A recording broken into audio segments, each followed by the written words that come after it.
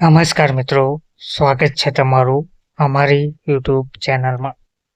મિત્રો, 12/5/2025 એટલે કે આજે નાણાં વિભાગ દ્વારા 8/11/2024ના ઠરાવ મુજબ પાત્રતા ધરાવતા કર્મચારીઓને જૂની પેન્શન યોજનામાં સમાવવા માટેની દરખાસ્ત રજૂ કરવા બાબત વધુ એક જીઆર પ્રસિદ્ધ કરવામાં આવ્યો છે. ઉપરોક્ત વિષય અન્યવે જણાવવાનું કે સંદર્ભ એકના ઠરાવ મુજબની પાત્રતા ધરાવતા કર્મચારીઓને જૂની પેન્શન યોજનાનો લાભ આપવા સંદર્ભ 2ના ઠરાવથી નાણાં વિભાગ દ્વારા વિગતવાર સૂચનાઓ આપેલ છે. જે અનુસંધાને સંદર્ભે 3થી પ્રાથમિક શિક્ષણ નિયામકશ્રીની કચેરી દ્વારા નિયમ અનુસાર કાર્યવાહી કરવા જણાવેલ છે. જે અનુસાર નીચેની સૂચનાઓ ધ્યાને લઈ દરખાસ્ત રજૂ કરવાની રહેશે. કર્મચારીઓની દરખાસ્ત નીચે જણાવેલ સૂચના મુજબ તૈયાર કરવાની રહેશે, જેમાં અલગ અલગ સૂચનાઓ આપેલ છે, જે અગાઉના વિડીયોમાં પણ આપણે જોઈ હતી. પરંતુ જે નમૂનો જાહેર કરવામાં આવ્યો છે, જેમાં જૂની પેન્શન યોજનામાં સમાવવા માટેની દરખાસ્ત રજૂ કરવા માટે જે કેમ્પ આયોજન પત્રક છે, તેમાં 13/5/2025ના રોજ સવારે 9થી 11 અને 11થી 1 અને બપોરે 2થી 6 વાગ્યા સુધી Saint Xavier's high school Hod road Surat team number 1થી 4 14/5/2025ના રોજ Saint Xavier's high school Hod road Surat, જેમાં 9થી 11નો સમય છે, 11થી 1 બપોરે 2થી 6 વાગ્યા સુધી ટીમ નંબર 1થી 4 અને એમબી વામડોદ હાઈસ્કૂલ બારડોલી, તેમાં સવારે 9થી 11, 11થી 1 અને બપોરે 2થી 6 15/5/2025ના રોજ કેમ્પનું આયોજન કરવામાં આવેલ છે.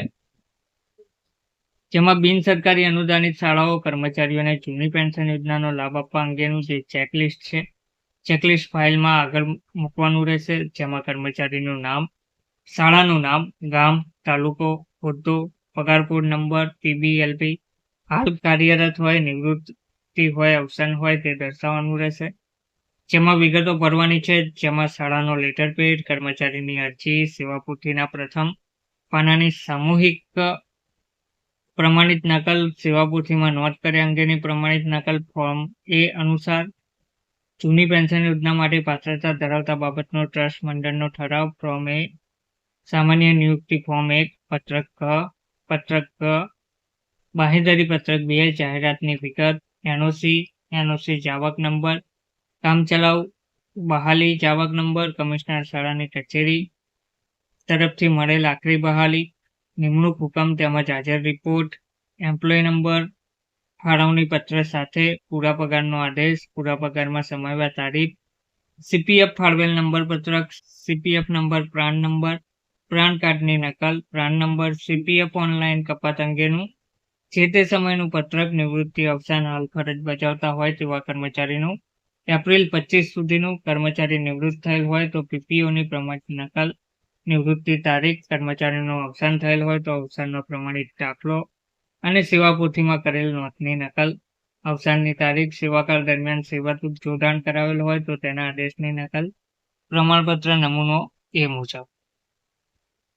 તે જ રીતે સરકારશ્રીના નાણાં વિભાગના તારીખ 8/11/2024 અને 16/4/2025ના ઠરાવની જોગવાઈ મુજબ ઉક્ત કર્મચારીને જૂની પેન્શન યોજનાનો લાભ આપવા બાબતની માહિતી શાળાના રેકોર્ડ પરથી ખરાઈ કરીને આપવામાં આવેલ છે.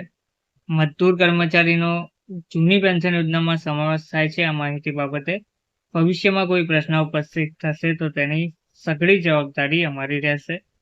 તેનું પ્રમાણપત્ર આપવાનું રહેશે, જેમાં તારીખ, સ્થળ, આચાર્યના સહી સિક્કા, મોબાઈલ નંબર અને શાળા મંડળના સહી સિક્કા. બીજું પ્રમાણપત્ર છે સરકારશ્રીના નાણાં વિભાગના 8/11/24 અને 16/4/25ના ઠરાવની જોગવાઈઓને ધ્યાને લઈ શાળા મંડળ દ્વારા રજૂ કરવામાં દરખાસ્તની ચકાસણી કરતા ઉપરોક્ત કર્મચારીને જૂની પેન્શન યોજનાનો લાભ મળવાપાત્ર થાય છે કે નથી તે માટેનું પ્રમાણપત્ર, તારીખ, સ્થળ, સહી, નામ, મદદનીશ શિક્ષણ નિરીક્ષકની સહી, નામ અને શિક્ષણ નિરીક્ષકની સહી. લેટર પેડ ઉપર આપવાનું પ્રમાણપત્ર, જેમાં અમારી શાળાના કુલ કર્મચારીઓનો સરકારશ્રીના નાણાં વિભાગના 8/11/24 અને 16/4/2025 ઠરાવની જોગવાઈ મુજબ સમાવેશ થાય છે. તેમજ તે સિવાય અમારી શાળાના કોઈ પણ કર્મચારીઓને માહિતી રજૂ કરવાની બાકી રહેતી નથી, જે ખાતરી બદલ આ પ્રમાણપત્ર આપવામાં આવે છે. તેમજ જૂની પેન્શન યોજના અંગેની સેવા પોથીમાં કરવાની થતી નોંધનો નમૂનો,